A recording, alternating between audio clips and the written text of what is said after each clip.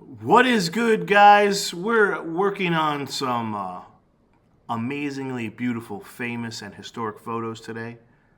To start out with, I'm going to select two of them, a full color one and a black and white one, and drop them onto the desktop. We're going to open them up, and we're going to take a look at both photos, just to review what we're going to try to do with them. And now we're going to, select our brush tool, then grab a color that we want to work with, and start adding color. But if you look, with the settings the way they are, we just got like a full blast of color. So we're going to lower the opacity and the flow of the brush to around 50%. Now you're getting that old-timey tinted photo feeling because you can see through the color that we're adding.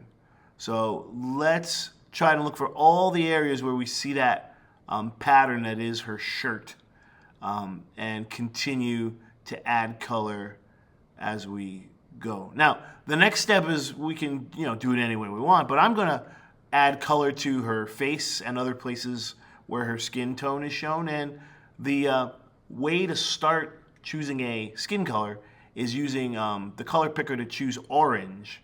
And then you can kind of slide around and make a more precise choice with the settings the way they are. A light color of what you want it to be will work really well. And your brush strokes, if you overlap them, you may see that, so you want to be careful with that.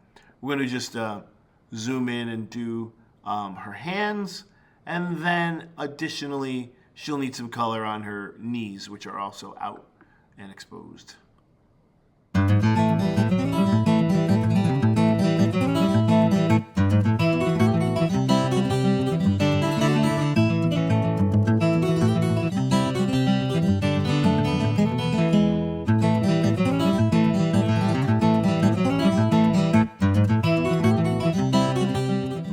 Now, another way to add color is to select an area of the photo and just kind of use the selection tool here as almost like a stencil to isolate it so you are only getting color where you choose. So I'm following the tiles. I'm using the polygonal lasso to go around this.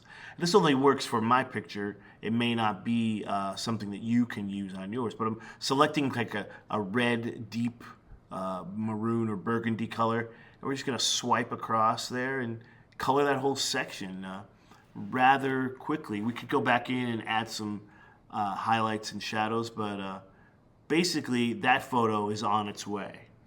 Now, on the other side of it, this full color photo we have here, the photo is known as the Afghan girl, as this young lady was photographed in her war-torn home country of Afghanistan in the 1980s. So what I'm doing is once again using the polygonal lasso, but this time I'm selecting the red sort of scarf that she is wearing, and I'm going around and trying to make a nice precise choice, and we're going to go back up the other side here and complete the shape.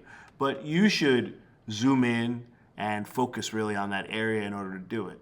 Now we're going to select the inverse. Then in the image menu, we're going to go adjustments and desaturate. And again, with a little effort, we've done kind of a neat thing to that photo where only the red that was originally part of the image is still visible and still part of it.